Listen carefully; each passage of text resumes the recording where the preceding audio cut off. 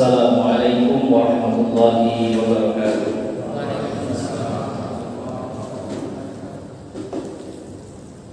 Innal hamdalillah nahmaduhu wa nasta'inuhu wa nastaghfiruhu wa natubu ilaihi wa na'udzu billahi min shururi anfusina wa min sayyiati a'malina. May yahdihillahu fala mudilla lahu wa may yudlil fala hadiya lahu. Wa asyhadu an la ilaha illallah wahdahu la syarika lahu wa asyhadu anna Muhammadan abduhu wa rasuluhu la nabiyya ba'da. Allahumma shalli wa sallim wa barik ala nabiyyina Muhammadin wa ala alihi wa sahbihi ajma'in. Ya ayyuhalladzina amanu taqullaha haqqa tuqatih wa la tamutunna illa wa antum muslimun. Ya ayyuhan nasu taqu rabbakum alladzi khalaqakum min nafsin wahidah wa khalaqa minha zawjaha wa batha minhuma rijalan katsiran wa nisaa'a wattaqullaha alladzi tasaaluna bihi wal arham innallaha kana 'alaykum raqiba. Ya ayyuhalladzina amanu taqullaha wa qulu qawlan sadida yuslih lakum a'malakum wa yaghfir lakum dhunubakum wa may yuti'illaha wa rasulahu faqad faza fawzan 'azima. Amma ba'd.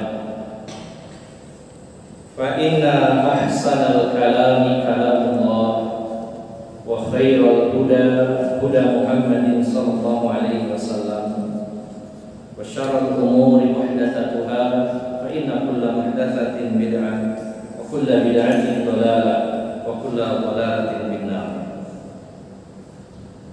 Bapak-bapak dan ibu-ibu, saudara-saudari jamaah Masjid Al-Ukhwah yang dirahmati Allah Subhanahu wa taala, dan kaum muslimin muslimat dimanapun berada yang pada malam hari ini bergabung dalam kajian secara online yang juga semoga senantiasa dalam limpahan rahmat Allah Subhanahu wa taala.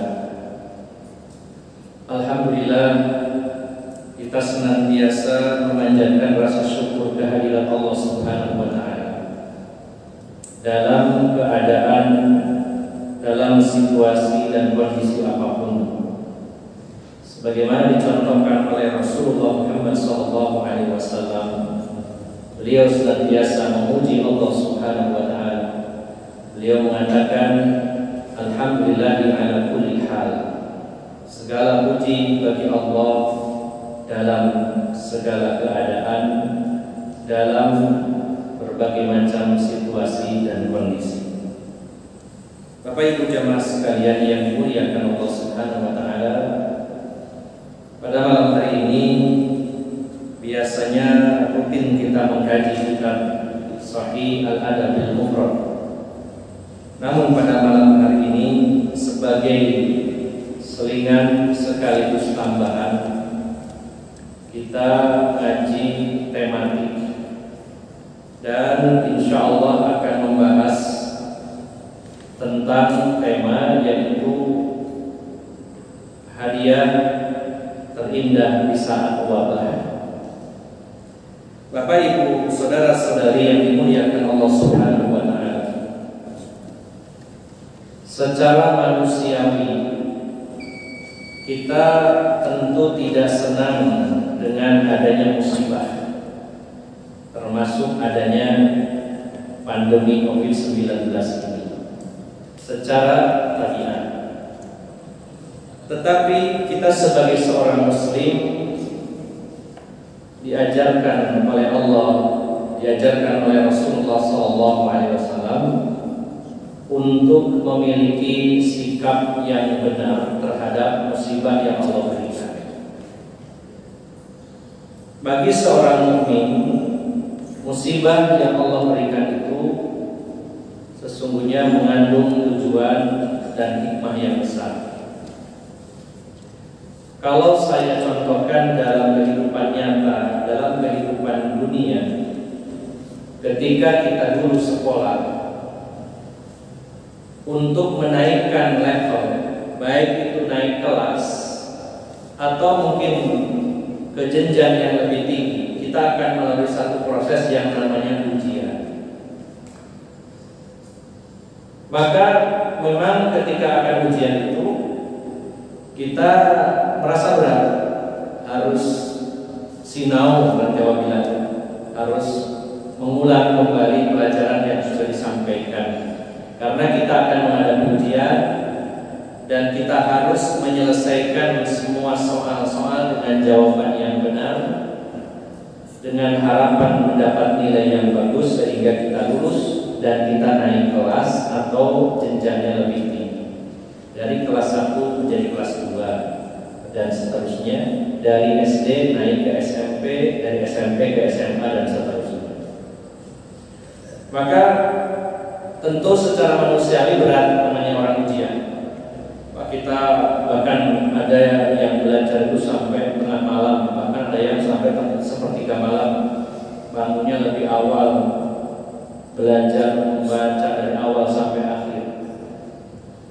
Kemudian masuk ke ruang kelas dalam keadaan deg-degan, ini bisa apa enggak, diawasi oleh guru, menguras otak, menguras pikiran saat mengerjakannya dengan harap-harap cemas, berharap agar bisa menjawab dan mendapat nilai yang bagus dan lulus. Ini sebenarnya sebuah pelajaran dari Allah Subhanahu wa Ta'ala yang kita terapkan, kita aplikasikan juga dalam kehidupan secara agama, kehidupan agama. Sesungguhnya ketika Allah Subhanahu wa Ta'ala memberikan ujian kepada kita, maka kita sikapi seperti kita mendapat ujian untuk sekolah. Oh, berarti saya diuji oleh Allah ini akan naik kelas kalau lulus. Oh, saya diuji oleh Allah Subhanahu wa Ta'ala ini agar naik jenjang yang lebih tinggi. Bukan kelasnya, bukan jenjangnya dalam masalah agama, dalam masalah keimanan, tapi derajatnya di sisi Allah Subhanahu wa Ta'ala. Dan level keimanannya yang akan Allah tingkatkan. Maka Bapak Ibu jamaah sekalian yang dimuliakan Allah Subhanahu wa Ta'ala, kalau kita menyadari ini, maka sebenarnya ketika dapat musibah itu akan siap. Dan Bapak Ibu jamaah sekalian yang dimuliakan Allah Subhanahu wa Ta'ala, ujian itu diberikan oleh sang guru demi kebaikan kita. Guru ingin mengetahui apa yang sudah diajarkan kepada murid-muridnya itu sudah diterima dengan baik atau tidak. Si murid ini sudah benar-benar punya kemampuan atau tidak dengan apa yang dipelajari. Untuk mengetahuinya perlu diadakan ujian, sehingga dengan ujian itu akan tersaring mana orang yang lolos, mana yang tidak lolos. Begitu pula dalam ujian kehidupan ini, salah satunya dengan adanya musibah pandemi COVID-19, ujian yang luar biasa, ujian dari berbagai macam sisi. Maka Bapak Ibu jamaah sekalian, kalau sang guru menguji muridnya karena cinta kepada muridnya dan ingin mengetahui sejauh mana pengetahuan muridnya, maka Allah berikan ujian kepada kita juga karena kebaikan Allah kepada kita semuanya. Rasulullah SAW bersabda, "Idza aradallahu bi'abdin khairan yusib lahu." Kalau Allah menginginkan kebaikan, kalau Allah menginginkan kebaikan, bukan keburukan. Kalau Allah ingin memberikan kebaikan kepada hambanya, yusib lahu, maka Allah akan memberikan musibah kepadanya. Tapi Bapak Ibu jamaah sekalian, tidak semua orang bisa menyikapinya dengan baik terhadap musibah ini. Sebagian orang kecewa, marah, kemudian juga berburuk sangka kepada Allah Subhanahu wa Ta'ala, melakukan tindakan-tindakan yang rusak karena tidak terima dengan ujian yang menimpanya. Maka Bapak Ibu jamaah sekalian, ini bukti cinta Allah. Karena Allah ingin menaikkan derajat kita, ingin menaikkan level keimanan kita, maka kita diuji oleh Allah Subhanahu wa Ta'ala. Begitu pula orang-orang yang beriman itu, ketika kita mengakui Allah, saya beriman, amantu billah, saya beriman kepada Allah. Tidak Allah biarkan begitu saja. Benar nggak iman kamu itu? Allah akan mengujinya. Apa dalilnya? Di antaranya dalam surat Al-Ankabut, surat yang ke-29, di ayat yang kedua dan yang ketiga. Kita buka surat Al-Ankabut, surat 29, ayat yang kedua dan ketiga.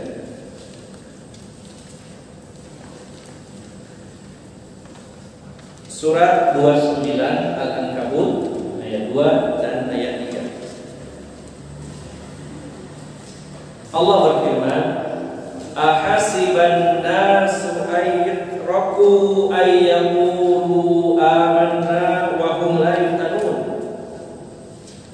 Apakah manusia itu mengira, menyangka mereka itu akan dibiarkan begitu saja ketika mereka mengatakan kami beriman lalu tidak diuji?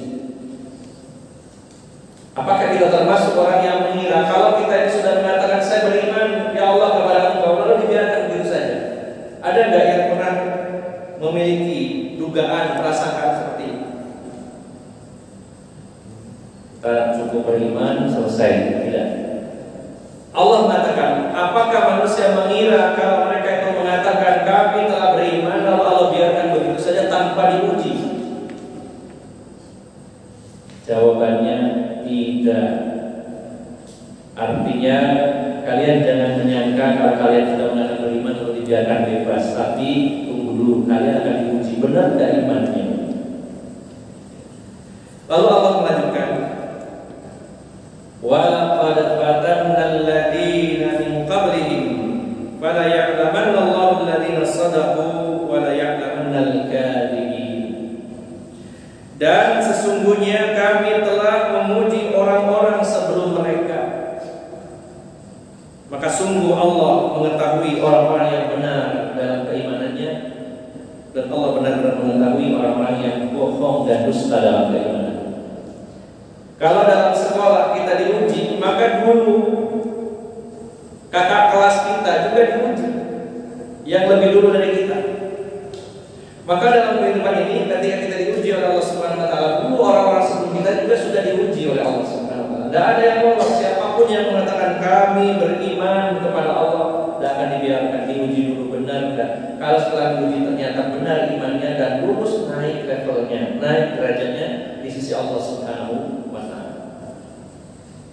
Maka Bapak Ibu jamaah sekalian, sebenarnya kalau diresapi lebih dalam saat musibah itu datang, apalagi musibahnya bersifat kolektif, bersifat universal, semua orang merasakan karena pandemi ini menyeluruh. Maka sebenarnya kalau kita renungkan lebih dalam, ini adalah sebuah hadiah dari Allah Subhanahu Wa Taala, namun secara manusiawi kita tidak suka.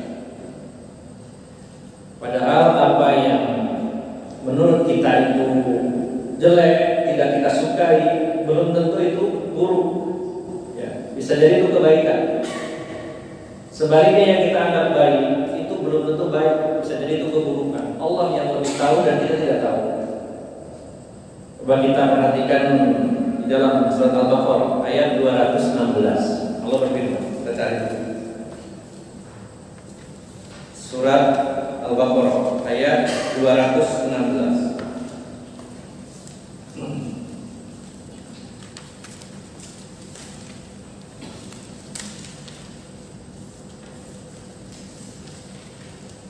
Surat yang kedua Al-Baqarah ayat 216.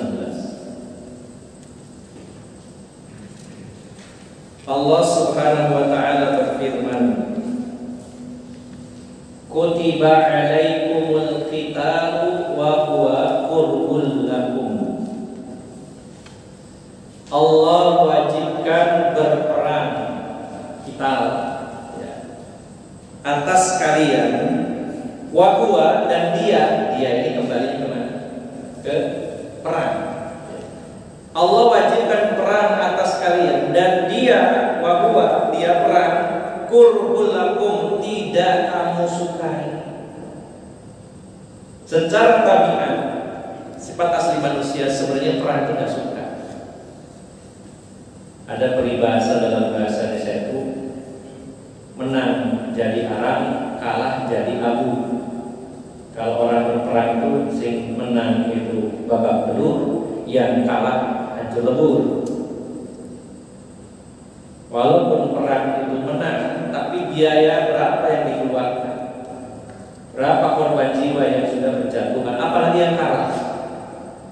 Orang berperang itu harus meninggalkan keluarga, meninggalkan kampung halaman, siap-siap gugur di medan perang, minimal luka-luka setelah perang.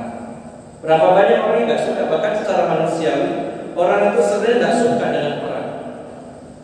Kalau bisa itu damai. Maka Allah menegaskan, diwajibkan atas kalian berperang dan dia tidak kamu sukai perang itu. Tapi ingat kata Allah, wa asa an takrahu syai'a wa huwa khairul lakum wa asa an tuhibbu syai'a wa huwa syarrul lakum wallahu ya'lamu wa antum la ta'lamun. Tapi ingat, walaupun perang itu tidak kamu sukai, boleh jadi sesuatu yang tidak kamu sukai ternyata itu baik bagi kamu. Sebaliknya, sesuatu yang kamu senangi bisa jadi itu buruk bagi kamu. Allah mengetahui dan kalian tidak mengetahuinya. Dalam kitab-kitab tafsir dijelaskan tentang ayat ini, bahwa ketika satu negeri diserang oleh musuh misalkan, pilihannya ada dua, kita lawan berperang atau kita diam. Secara tabiat tidak suka perang itu, tapi kalau kalian perang bisa jadi itu lebih baik bagi kamu. Ketika perang kamu di sana dapat pahala, ketika perang kamu dapat ghanimah, kalau kamu mati syahid, masuk surga. Negerimu menjadi aman, bisa jadi musuh terusir, kampung halaman jadi aman, keluarga terjaga dengan sebab perang. Tapi kalau kamu putuskan lebih baik diam, nikah enak, gak usah susah-susah, maka kata para ulama tafsir, bisa jadi musuh akan menguasai wilayah kalian. Mereka akan membumi hanguskan negeri kalian. Mereka akan memperkosa istri-istri dan anak perempuan kalian. Mereka akan membunuh dan membantai kalian dan bersama anak kalian. Bisa jadi begitu. Maka menurut kita sesuatu tidak kita sukai belum tentu itu jelek. Bisa jadi lebih baik. Sebaliknya yang kita sukai bisa jadi lebih buruk. Umumnya secara manusiawi, secara tabiat, kalau kita di dunia tidak senang. Ya Allah, dengan pandemi ini serba susah. Itu manusiawi, tidak salah. Banyak orang sakit, banyak orang meninggal dunia, bolak-balik ambulan, wirawiri, kemana-mana disekat. Ya. Kalau di Mojokerto nanti malam saya juga disekat atau lewat mana, lampu dimatikan juga. Ya. Kemudian berapa banyak orang yang kehilangan pekerjaan, banyak perusahaan yang gulung tikar. Di Mojokerto itu ada 1000 pengusaha sepatu yang gulung tikar. Otomatis kalau pabrik sepatunya gulung tikar, penjual kulit juga gulung tikar, sepi. Berapa ratus pedagang tahu tek yang nggak bisa jualan, soalnya apa? Bukanya jam 8, disuruh tutup jam 8. Jadi percuma, bawa gerobak baru nyampe tutup lagi, ini nggak jualan. Terus gak punya keahlian lain, maka berat ini. Ujiannya berupa kematian orang yang sakit, berupa hancurnya, lemahnya ekonomi, dan ujian-ujian yang lainnya. Banyak orang yang isolasi mandiri, yang kalau punya tabungan atau ada yang nanggung. Banyak juga yang sudah isolasi mandiri, kerjanya itu jualan kecil-kecilan, dapatnya harian. Ketika isolasi mandiri, nggak dapat hasil, nggak punya stok tabungan, nggak punya stok nasi dan lain-lain. Berapa banyak hari ini ujian. Secara manusiawi berat, tapi kita jangan cepat-cepat menyimpulkan bahwa pandemi ini hakikatnya adalah sudah Allah tetapkan, Allah takdirkan, Allah yang mengadakan, dan pasti ada tujuannya. Ini yang pertama. Kemudian setelah kita memahami, oh ini ujian, saya harus lulus supaya nanti naik kelas, naik jenjangnya. Yang kedua adalah materi ujiannya apa ya kira-kira. Kalau kita ujian kan ada jadwalnya Pak. Hari Senin matematika dan IPA persiapkan.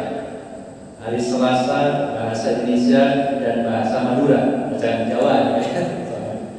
Kalau di Madura bahasa Madura, kalau Sunda ya bahasa Sunda. Hari Rabu misalkan IPS ya, dan sejarah dan seterusnya. Kita tahu materi-materi yang akan diujikan itu apa. Nah, sekarang juga ketika terjadi pandemi ini, kita akan diuji dengan beberapa materi, dan materi itu selama ini mungkin kita sudah pelajari, kita pahami, sekarang tinggal diuji oleh Allah Subhanahu wa taala. Apa saja saya kasih contoh. Kita sudah ngaji tauhid. Ya, mungkin banyak ustadz diundang ke sini mengajarkan tentang tauhid, kitab-kitab tauhid. Kita pernah membacanya, kita pernah nontonnya di YouTube. Pelajaran tentang tauhid. Maka pada hari ini, saat pandemi ini, Allah uji dengan materi pertama, masalah tauhid, khususnya bab tawakal. Kalau pada hari ini ada orang yang panik, stres, dipertanyakan tawakalnya. Kalau tawakalnya dipertanyakan, imannya juga dipertanyakan. Kenapa? Karena orang yang mengaku beriman, dia pasti punya tawakal. Dan orang yang tawakal, dia pasti tenang. Nah, kalau pada hari ini ada orang yang nggak pernah tenang dengan COVID-19 ini, dipertanyakan rasa tawakalnya, otomatis dipertanyakan iman. Kenapa? Karena ukuran iman, kalau kita ingin tahu ukuran iman kita, ukur tawakal kita, rasa kepasrahan diri kepada Allah kita seberapa besar, rasa penyerahan diri hatinya kepada Allah itu seberapa besar. Ini sudah diuji Pak. Ini materi tauhid juga. Kata Allah nih, kamu sudah ngaji tauhid. Katanya ngaku tauhid. Sekarang saya uji. Baru satu bab, bab tawakal. Padahal tawakal itu puncaknya tauhid. Ya. Jadi ukuran iman itu adalah tawakal. Apa dalilnya? Bisa kita buka, salah satunya dalam surat Yunus, surat ke-10 ayat 84. Ini salah satu dalilnya. Ada beberapa dalilnya. Kita buka surat Yunus ayat 84.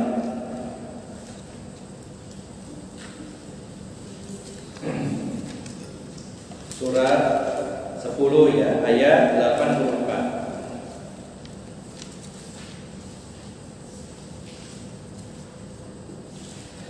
Allah Subhanahu wa taala berfirman, "Wa qala Musa ya qaumi," dan berkata Nabi Musa, "Wahai kaumku." Walaupun teksnya itu seolah-olah ini Nabi Musa yang mengatakan kepada kaumnya, tapi ini Al-Quran, kitab suci kita, itu juga kepada kita juga. Nabi Musa berkata kepada kaumnya, "Ya qaumi, wahai kaumku, in kuntum amantum billah fa'alaihi tawakkalu in kuntum muslimin." Wahai kaumku, kita juga diseru, jika kalian itu mengaku beriman kepada Allah, maka harusnya kalian itu punya tawakal kepada Allah Subhanahu wa taala. Itu jika kalian mengaku muslim, in kuntum muslimin. Imam Ibnu Qayyim al-Jauziyah rahimahullah mengatakan bahwa faja'ala at-tawakkula billahi atau 'ala Allahi syartan fil iman. Allah Subhanahu wa taala menjadikan tawakal ini sebagai syarat iman. Apa itu syarat? Artinya sesuatu yang harus ada. Kalau orang mengaku beriman tidak punya tawakal, berarti ada sesuatu yang hilang dan tidak sempurna iman. Bahkan kata Imam Ibnu Qayyim selanjutnya, beliau mengatakan hilangnya tawakal dalam diri seseorang menunjukkan hilangnya iman orang tersebut. Jadi barometer. Kenapa? Karena Allah katakan, in kuntum amantum billah fa'alaihi tawakkalu in kuntum muslimin. Jika kalian beriman kepada Allah, kalian harus bertawakal. Jika kalian itu muslim, jika kalian muslim, jika kalian mukmin, tawakallah kepada Allah Subhanahu wa taala. Dan Imam Ahmad bin Hanbal mengatakan, at-tawakkulu amalul qalbi. Tawakal itu amalan hati. kalau kita ini ingin jadi orang tawakal, itu namanya ibadah hati. Pasrah totalitas kepada Allah Subhanahu wa taala, tapi hatinya, bukan badannya. Badannya terus berusaha secara maksimal. Tangannya bergerak, kakinya berjalan, otaknya mikir, matanya melihat, lisannya mengucapkan, tangannya juga WA berusaha semua. Termasuk ketika terkena pandemi ini, seluruh potensi, seluruh kekuatannya dia gunakan untuk ikhtiar, tapi hatinya sangat tergantung kepada Allah Subhanahu wa taala, dan itu 100%. Tidak sedikit pun menggantungkan diri kepada Allah. Nah, pada hari ini banyak orang yang sudah ngaji tauhid, ngaji tawakal, tidak lulus ujiannya. Kenapa? Dia tidak punya tawakal. Kemudian ada juga sebagian yang pemahamannya separuh-separuh. Dia lebih memaksimalkan ikhtiar lahiriah, tapi tawakalnya belakangan. Sampai mengatakan, saya berikhtiar menerapkan prokes, melakukan 3M, selebihnya nanti tawakal. Tawakalnya diletakkan di belakang. Harusnya tawakal yang terdepan. Hatinya begitu tergantung kepada Allah Subhanahu wa taala.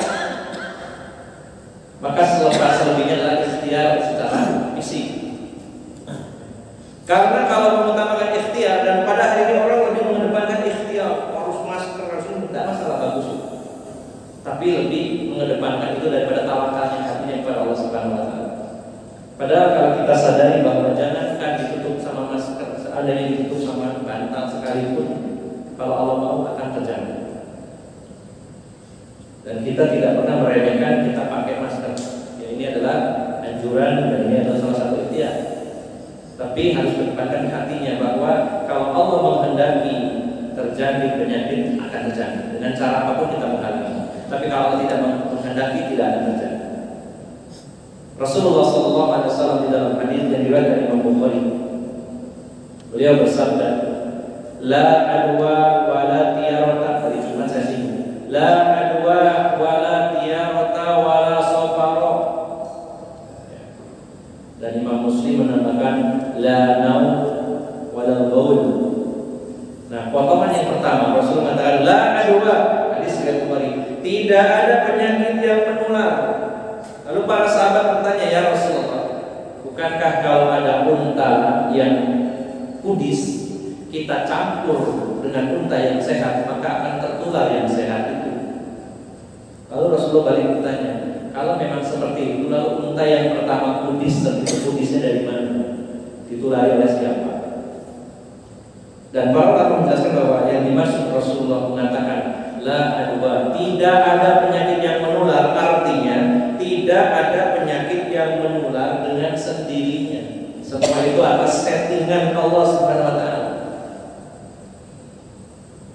Kalau bahasa kita itu, ya COVID-19 itu adalah makhluk Allah. Maka Allah minta, COVID, kamu berangkat ke India, udah lulus. Atas perintah Allah Subhanahu wa taala, diarahkan oleh Allah Subhanahu wa taala ke sana. Kata Allah, COVID, kamu jangan masuk Pulau Madura.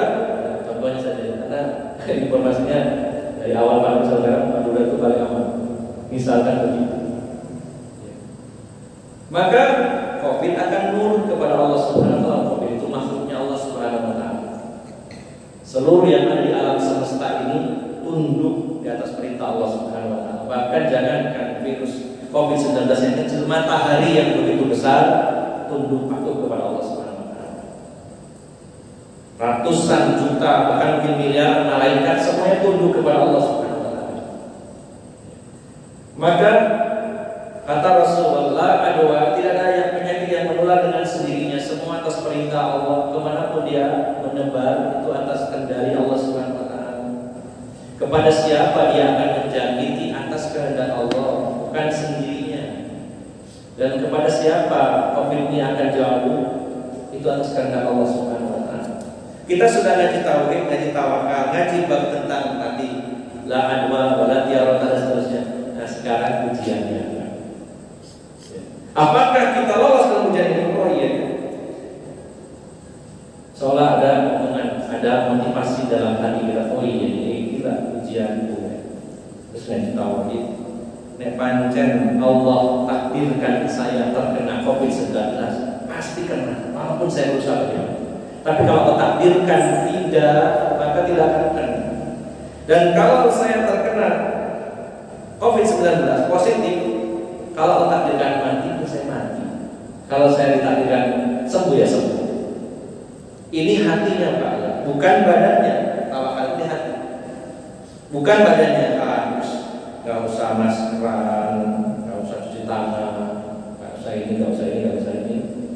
Nah, maka dengan alasan ikhtiar, dengan alasan tawakal ini kurang sempurna, harus disempurnakan dari ikhtiar. Tetapi hatinya ya pasrah kepada Allah Subhanahu wa Ta'ala. Ini sebenarnya tidak ada halangan bagi orang-orang yang mengatakan tawakal lalu dia menerapkan protokol kesehatan. Silakan. Yang salah itu kalau orang yang menghilangkan kepasrahan hatinya kepada Allah, hanya mengandalkan usaha-usaha lahiriah saja.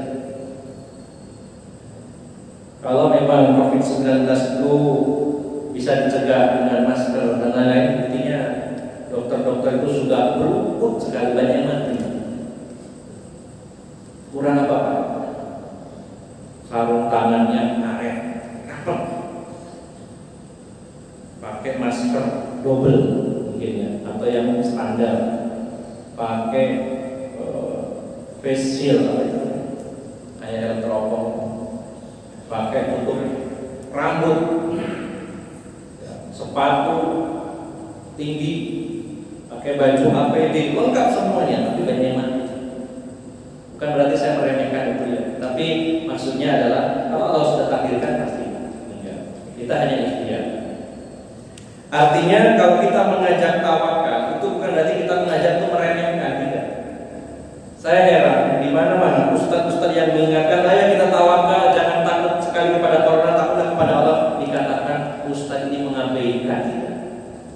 Sejak kapan orang yang ngajak tawakal dikatakan orang yang meremehkan? Tidak. Karena tawakal itu disempurnakan dengan ikhtiar, dengan usaha-usaha lahiriah. Saya heran ketika ngajak tawakal dikatakan ini mengabaikan prokes dan sebagainya. Orang yang mengajak tawakal bukan berarti mengajak pasrah itu secara fisik, terus gak usah ngapa-ngapain. Ketika kita mengajak ayo kita tawakal dalam urusan rezeki, yang digantungkan hatinya kepada Allah itu adalah hatinya, bukan badannya. Diem, dia tetap berdagang, dia tetap berpromosi, dia berusaha keras mendapatkan rezeki, tapi hatinya tenang dengan tawakal kepada Allah Subhanahu wa Ta'ala. Maka materi pertama pada pandemi ini, ujian yang Allah suguhkan kepada kita adalah kita diuji bab tauhid, khususnya masalah tawakal. Apakah kita akan lolos pada saat ini? Kalau pada saat ini kita termasuk orang yang parno itu paranoid, takut yang berlebih-lebihan dengan COVID-19, dipertanyakan tawakalnya kepada Allah Subhanahu wa Ta'ala. Pada hari ini banyak orang yang ketakutan melebihi batas, sehingga seolah-olah bahwa orang itu matinya hanya dengan COVID, sehingga lupa dengan sebab-sebab yang lain. Kalau dulu kita berpikirnya orang mati ketabrak, orang mati kesetrum, orang mati serangan jantung, orang mati kena kanker. Sekarang seolah-olah kalau orang mati pasti kena COVID.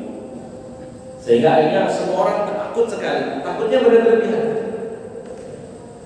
Secara tabiat bolehlah kita takut dengan singa, dengan ular berbisa, dengan virus takut. Tapi harus segera kita kelola. Kita orang beriman, kita punya tawakal.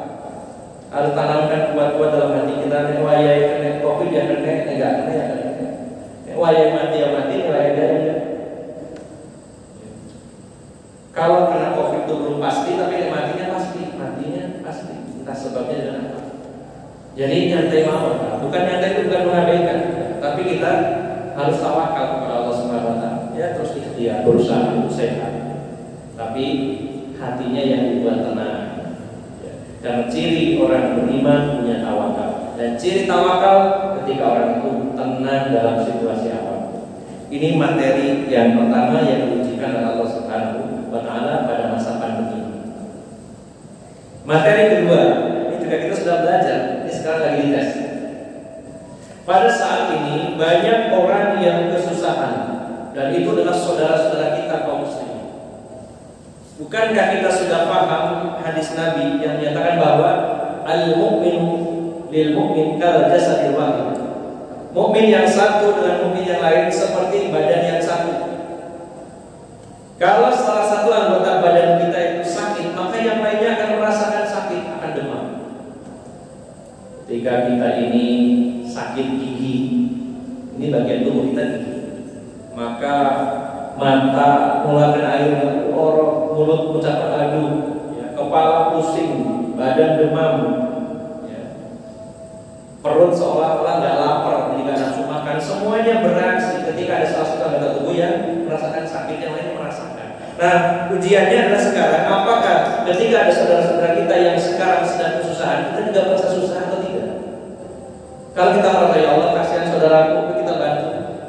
Kita merasakan saja kesusahan mereka, berarti kita sudah lolos ujian materi tentang hadis tadi, bahwa mukmin yang satu dengan yang lain adalah seperti badan yang satu. Kalau satunya sakit akan merasakan. Tapi kalau pada hari ini kita nggak pernah memikirkan orang lain, yang dipikirkan diri sendiri, berarti belum lolos, harus belajar lagi. Kalau yang lain sudah melewati fase ini, nanti kita akan diuji lagi dengan itu sampai lolos. Maka Bapak Ibu Jamaah sekalian, ini ujian yang kedua adalah ujian kepekaan sosial kita. Yang ketiga materinya. Setelah kita peka, merasakan teman saya ini sakit, lagi isoman. Sekarang adanya isoman. Kalau di Amerika itu ada Spiderman, Batman, apalagi dan bisa adanya isoman, isolasi mandiri. Banyak orang yang isolasi mandiri dan ternyata dia pekerja harian, di mana upahnya didapat setiap harinya. Dia tidak punya tabungan, kemudian juga tidak punya stok makanan, kemudian harus isolasi mandiri dan bisa kemana-mana. Apalagi itu sama istrinya dan anak-anaknya yang sakit semua di rumah terus sampai 14 hari. Nah, ada di antara kita yang peka merasakan sakit itu, tapi harus dilanjutkan. Materi ketiga yaitu Rasulullah SAW bersabda. Di antaranya Rasulullah menyatakan, man nafasa al-mu'min kurbatan min kurabi dunia, nafasallahu anhu kurbatan min kurabi yaumil qiyamah. Siapa yang meringankan kesulitan seorang mukmin di dunia dari kesulitan-kesulitan dunia, maka Allah akan ringankan dia dari kesulitan pada hari kiamat. Al-qurbah, kesulitan di sini adalah kesulitan yang sangat. Orang itu sudah gak punya duit, sudah badannya sakit, keluarganya juga sakit, kekurangan makanan, gak punya stok makanan, gak punya duit. Itu kurbah, salah satu jenis kurbah, kesulitan yang sangat. Itu banyak pada hari ini. Maka ujian berikutnya adalah, sudahkah kita memahami hadis tadi dan mengamalkannya lalu lolos kemudian meringankan. Kalau hanya peka saja belum cukup, kasihan saudara kita harus diam. Kalau kita punya kemampuan, maka kita harus bisa menjawab persoalan atau soal ini, yaitu materi tentang meringankan beban seorang muslim. Sudahkah kita lakukan? Kalau belum, kita belum lolos. Berikutnya lagi, Pak Ustadz, saya juga lagi susah nih. Ada sih duit, tapi saya juga jaga-jaga, jangan-jangan keluarga saya ini nggak bisa nantinya. Maka sifat sahabat Nabi SAW, terutama sahabat Ansor. Katanya dalam surah Al-Hasyr ayat yang ke-9, wa yu'thiruna ala anfusihim walau kana bihim khassas. Wa yu'thiruna ala anfusihim walau kana bihim khassas. Dan mereka para sahabat Ansor itu lebih mendahulukan saudara-saudaranya daripada dirinya sendiri, padahal dirinya juga sedang butuh. Pada saat ini mungkin kita sedang pas-pasan ada, tapi pas-pasan sementara saudaranya tidak ada. Sanggupkah kita lolos dengan ujian yang ini?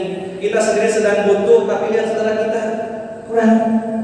Bisakah kita mengamalkan ayat ini sebagaimana para sahabat? Kalau bisa, lolos ujiannya. Kalau belum, perlu belajar lagi.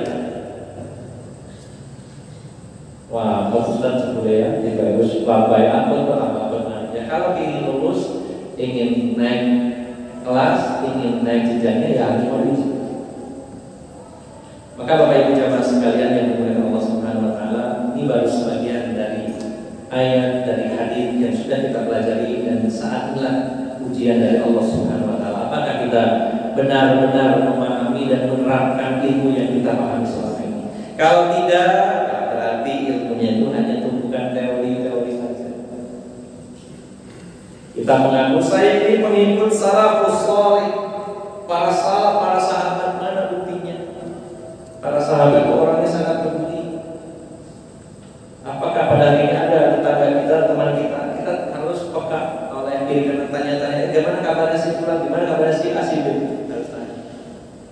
Apa yang bisa kita berikan, kita mampu lakukan, kita lakukan. Kita punya beras 10 kilo, mungkin kita hasilkan 3 kilo, kita masih punya. Jangan sampai kita punya stok berlebih, sementara saudara kita mau makan apa. Kalau orang yang punya gajian tetap dan ditanggung oleh perusahaan, oleh dinasnya, atau mungkin punya stok tabungan yang cukup, mungkin agak ringan. Tapi kalau orang yang tidak punya apa-apa, itu kasihan. Pada hari ini banyak. Ya. Ini Pak ujian. Maka sebenarnya musibah ini berat, tapi ini adalah bukti kasih sayang Allah Subhanahu wa taala yang ingin menguji kita. Dan kalau lolos, maka imbalannya sangat besar. Bukan ijazah berupa kertas, tapi surganya Allah Subhanahu wa taala menanti kita. Ini ujian. Ini poin pertama. Dan yang kedua, yang terakhir, Bapak Ibu jamaah sekalian, bahwa ujian ini memang berat. Tapi sesuatu yang berat itu jangan dipikir berat-berat. Sesuatu yang berat, kalau dipikir secara berat akan semakin berat. Sesuatu yang berat, kalau kita berpikirnya ringan, akan jadi ringan. Dan ini adalah diajarkan oleh Rasulullah SAW. Ada satu sunnah dari sunnah Nabi SAW, yaitu Rasulullah SAW itu menganggap ringan penyakit. Menganggap ringan penyakit. Apakah sama menganggap ringan dengan meremehkan? Tidak. Menganggap ringan itu artinya secara batin, secara hati. Kalau orang meremehkan, ya hatinya meremehkan, badan juga meremehkan. Oh, kok COVID virus, oh, kok aku kuat, aku bisa muani. Itu namanya meremehkan. Dia tidak melakukan ikhtiar. Tapi menganggap ringan itu adalah motivasi, semangat dalam hati bahwa ini tidak apa-apa. Rasulullah SAW mengajarkan kepada kita, jangan menganggap berat sesuatu termasuk penyakit, karena akan semakin berat. Salah satu terapi yang paling ampuh sebagai sebab kesembuhan adalah ketika kita menganggap penyakit itu ringan. Kalau kita menganggap wah berat ini, maka tentunya akan membuat penyakit lebih berat. Ada satu riwayat, satu hadis yang diriwayatkan dari Imam Bukhari, bahwasanya Rasulullah SAW, anna Rasulullah SAW dakhala ala amri ya'uduhu faqala la ba'sa alaika tahun insyaallah. Suatu hari Rasulullah SAW menengok seorang Arab Badui yang sedang sakit. Kemudian sesampainya di lokasi, Rasulullah masuk ke rumahnya, mendekat kepada si sakit, orang Arab Badui, Arab kampung. Lalu Rasulullah dengan baik-baik mengatakan, la ba'sa alaika tahur insyaallah. Apa artinya la ba'sa dalam bahasa Arab? La ba'sa, enggak apa-apa. La ba'sa, enggak apa-apa. Tahur insyaallah. Apa artinya tahur insyaallah? Akan baik-baik saja insyaallah. Jadi ketika lihat orang sakit, la ba'sa tahur insyaallah. Enggak apa-apa mas, santai mawon. Insyaallah akan baik-baik saja. Ini maksudnya menganggap ringan. Tapi apa kata lelaki itu, orang Arab Badui? Dia mengatakan, tahurun bal hiya humma taquzu ala syai'in khabir tuziruhu al-qubura. Kata lelaki ini, engkau mengatakan enggak apa-apa wahai Rasul. Padahal ini demam yang sangat menggelegak, sangat panas. Bahasa kitanya sampai kayak ngomong sih nggak ngerasa, aku sih ngerasa bahasa kita. Kata lelaki ini, dia mengatakan nggak apa-apa, bagaimana pun saya merasakan demam ini begitu berat, menggelegar. Padahal saya juga sudah tua. Ya. penyakit ini bisa saja menghantarkan saya ke kuburan. Gara-gara sakit ini, kenapa kok jangan remeh? Soalnya gitu.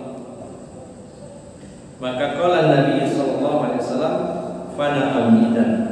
Ya, ketika lagi mengatakan, "Baik Rasulullah, engkau bilang enggak apa-apa, padahal saya merasakan yang berat, maka ini bisa mengantarkan saya ke kuburan." Maka kata Rasulullah, "Kalau begitu semoga saja seperti itu."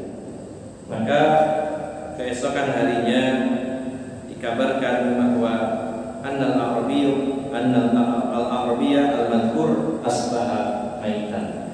Maka lelaki Arab Badui itu keesokan harinya meninggal dunia. Kenapa? Karena Rasulullah mengatakan nggak apa-apa, santai saja, insya Allah akan baik-baik saja. Tapi lelaki mengatakan baik-baik mana, ini saya berat sekali. Bahkan penyakit ini bisa saja mengantarkan saya kepada kematian, mengantar saya ke kuburan. Kata Rasulullah, kalau begitu ya semoga aja terjadi. Ternyata bisa terjadi. Jadi kalau ada orang sekarang begitu waduh, wah ini kudu tes, bahaya. Ya wis nyari akhirnya. Begitu dites hasilnya reaktif positif, waduh, wah ini bahaya. Ya wis positifnya ini waduh alamat. Langsung ke rumah sakit. Ada di rumah sakit, mas sampai diisolasi mas. Gak boleh ditengok selama 14 hari. Istri sampean, anak sampean gak boleh lihat. Pintu ditutup rapat. Yang menemui sampean nanti hanya perawat dan dokter yang duduk semuanya. Tiap hari seperti itu. Terus bayang-bayangnya tiap WA, kocokku mati, sini mati, waduh ini akhir mati. Mati tenang. Kenapa? Karena dia gak benar. Saya alhamdulillah beberapa kali mencoba menghibur saudara-saudara kita yang sedang sakit, kan diisolasi tapi dibawain HP. Yang satu ketua takmir di Mojokerto, ketua takmir Masjid An-Nur Unal Masjid Muhammadiyah, Abah Mubayi, dia sempat masuk rumah sakit karena positif COVID. Beberapa hari sekali saya dapat, gimana Pak kabarnya Pak, semangat. Terus ini diajak canda. Alhamdulillah kita harus semangat di dalam kita. Alhamdulillah pada usia beliau sudah 70-an lebih, tapi Allah berikan kesembuhan. Ada lagi satu teman ini malah sudah bertahun-tahun itu punya sakit jantung, diabetes, jantungnya sudah kasih ring sudah 3 kali. Lalu pas pandemi ini kena di sana, opname. Tapi akhirnya teman-teman pada jatuh menghibur. Ya tadi yang saya bilang masalah tauhid, masalah tawakal. Alhamdulillah sampai sekarang masih sehat, sebulan. Maka Bapak Ibu jemaah sekalian yang dimuliakan Allah, ketika kita sakit apapun, hati kita yang mengatakan insya Allah apa, saya akan berobat, saya akan berusaha, tapi insya Allah apa, itu akan lebih cepat menyembuhkan atau menjadi sebab kesembuhan daripada waduh ini aman mati. Itu akan lebih berat lagi. Nah ini kita latihan Pak. Misalkan tiba-tiba mules ya, nggak apa-apa lagi insya Allah. Bukan berarti kalau nggak apa-apa ya, wis terus berarti tidak. Secara lahiriah, secara fisik dia berusaha berobat, ya mengobati sakitnya. Tapi hatinya yang agak ringan. Nah, Rasulullah SAW itu membiasakan mengajarkan kepada kita dalam menyikapi sakit itu jangan dibuat berat, tapi dibuat ringan. Kemudian contoh lagi. Ada satu lagi riwayat, yaitu dalam hadis yang diriwayatkan Bukhari dan Muslim. Di dalam kitab Sahih itu ada insyaallah dalam bab sabar. Ada seorang wanita hitam datang kepada Rasulullah SAW. Lalu mengadukan permasalahannya. Dia mengatakan, wahai Rasulullah, saya ini punya penyakit ayan, epilepsi. Pernah tahu epilepsi? Kan berat dan lumayan. Tolonglah wahai Rasulullah supaya saya ini bisa sembuh dari penyakit ini. Maka Rasulullah SAW bersabda kepadanya, in syikti sobarti walakil jannah, wa in syikti da'autullah an yu'afiyah. Ketika ada wanita hitam datang dengan mengatakan saya sakit ayan, Rasulullah dengan santai mengatakan, kalau kamu sabar, kamu masuk surga pasti. Tetapi kalau kamu ingin sembuh, saya akan doakan kepada Kira-kira kalau kita yang mengalami hal seperti itu akan pilih yang mana? Oh ya wis Rasulullah, doa Anda akan dikabulkan oleh Allah, doakan saja saya supaya sembuh. Mungkin itu. Tapi wanita ini ketika diberi tawaran, in syi'ti sabarti wa lakil jannah wa in syi'ti da'utullah an yu'afiyah. Kalau kamu sabar dengan sakit ini, kamu akan masuk surga. Tapi kalau kamu ini sembuh, saya akan doakan, pilih mana? Maka faqalat asbiru, saya pilih sabar saja, tidak apa-apa, wis punya sakit ini saya sabar saja karena saya ini masuk surga. Dan para ulama mengatakan bahwa ada riwayat-riwayat yang menjelaskan nama-nama sahabat yang dijamin surga. 10 sahabat dijamin surga. Sebutkan, dan itu pasti masuk surga karena ada jaminan dari Rasulullah SAW. Nah, termasuk juga wanita ini, karena Rasulullah mengatakan kalau kamu sabar kamu masuk surga, maka dia milih sabar, maka wanita ini masuk surga. Ada jaminan dari Rasulullah SAW. Maka wanita ini memilih sabar, kemudian minta kepada Rasulullah. Kalau begitu Rasulullah, saya minta tolong doakan kepada Allah agar kalau penyakit saya kumat, tolong aurat saya dijaga oleh Allah Subhanahu wa taala. Penyakit ayam yang saya alami tidak masalah, saya akan sabar karena saya berharap surga. Tapi saya meminta kepada Engkau untuk berdoa agar kalau kumat penyakit ini, karena seringkali kalau kumat orang kaya itu kan berduri, takut terbuka auratnya, maka minta tolong supaya aurat saya tetap terbuka. Maka Rasulullah begitu santai ketika dalam sakit mengatakannya, kamu sabar sudah, tapi kalau ingin sembuh saya makan.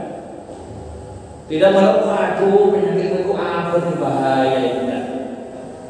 Ya, kalau sampai sabar masuk surga. Tapi kalau mau sembuh, akan saya usahakan berdoa kepada Allah SWT. Jadi sikapi dengan biasa, sederhana dan meringankan, dimotivasi, dibesarkan hati. Begitu pula yang terakhir ketika pembahasan tentang taun, satu wabah yang sangat ganas. Maka taun itu ketika menjangkiti seseorang di pagi hari, sore sudah meninggal. Dan meninggalnya tidak pilih-pilih tempat. Kalau corona kan mayoritas di rumah sakit meninggalnya, mayoritas. Tapi kalau taun itu dimanapun dia berada, berkelimpangan. Di Syam pernah terjadi wabah taun. Saat itu kota Syam penduduknya 50.000, yang meninggal 25.000, separuhnya. Itu pun atas inisiatif dari Amr bin As, diminta yang 25.000 sisanya segera pergi ke gunung-gunung yang terpencil sampai wabah itu mereda. Maka yang 25.000 meninggal. Nah, wabah seperti itu tahun itu sangat mengerikan.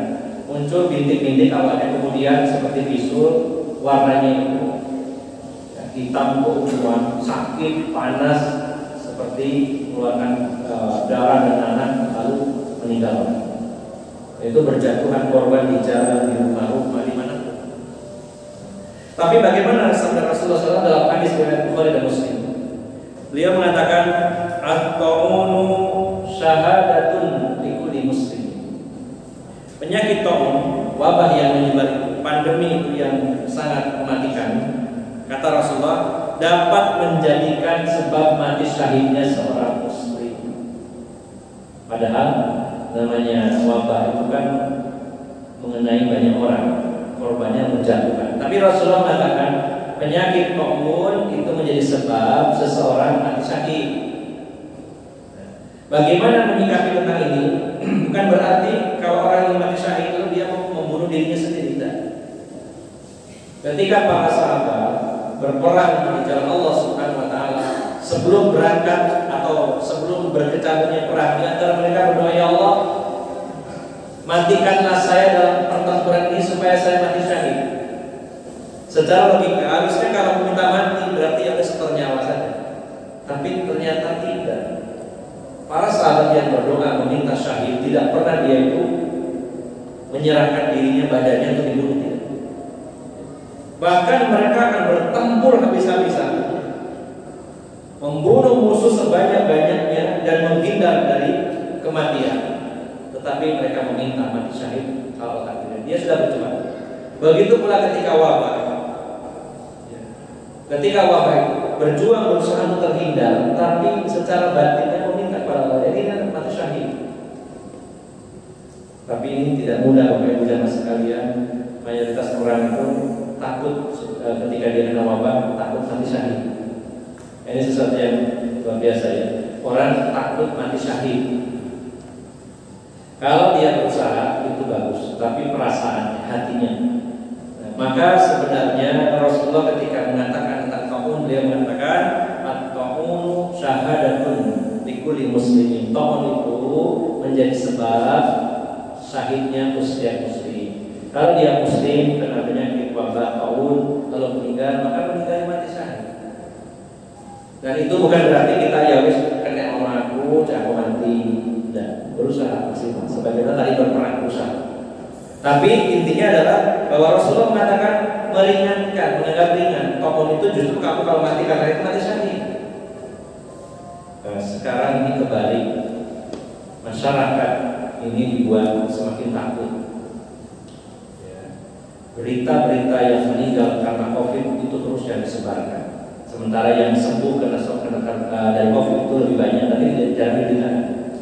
Harusnya ini yang meninggal 400 orang, yang sembuh ini 10.000, sembuh semua masalah. Itu jarang disusun. Tiap hari ngeong ambulan bawa jenazah. Ya. Bahkan sampai dijaga dengan senjata yang mengerikan, seolah ini sesuatu yang gak ada seperti. Jadi orang semakin takut, ditakut-takuti. Nah ini perlu disampaikan juga kepada para pemimpin kita, kalau ingin segera pulih negeri ini, besarkan hati rakyat, banyak dimotivasi, diberi harapan-harapan, seraya tetap menginstruksikan, menganjurkan untuk menjaga protokol kesehatan, meningkatkan imun dan sebagainya. Tapi hatinya yang harus dibesarkan, dimotivasi bahwa la baksa tahur, insya Allah tidak apa-apa, ini insya Allah akan ringan. Maka kalau pasien itu dibesarkan hatinya, secara sebab akan kemungkinan lebih besar sembuhnya daripada meninggal. Tapi kalau kita takuti, maka akan semakin parah. Begitu pula ketika kita dalam kehidupan rumah tangga, kalau ada di antara keluarga kita yang sakit, kita biasakan, kita latih untuk memberikan semangat, motivasi. Jangan malah dibuat stres. Rasulullah dulu dalam bab kematian itu nyantai. Ketika Aisyah mengatakan, ya Rasulullah, kepala saya pusing, maka Rasulullah hibur Aisyah. Wahai Aisyah, kalau misal dengan sebab sakit itu engkau meninggal, maka aku yang akan memandikan jenazah. Biasa. Nah, ini rupanya hal yang tabu kalau kita lakukan. Coba praktekkan sama istrinya. Istrinya pusing, Pak, mesti aku ngeluh, muka popo sampai ada mati, aku sih nggak pusing. Terus mereka kamu boleh mana?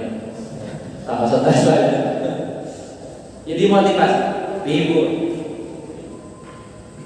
Istrinya bilang, kok siraku ngeluh mas? Oh enggak apa-apa, bukan meremehkan, enggak apa-apa. Sampai nggak usah bingung ya, sudah mati. Apa sampai bingung mana opo, imunnya meningkat, ayo tuku sego bebek purnama, apa terserah. Dibesarkan hati.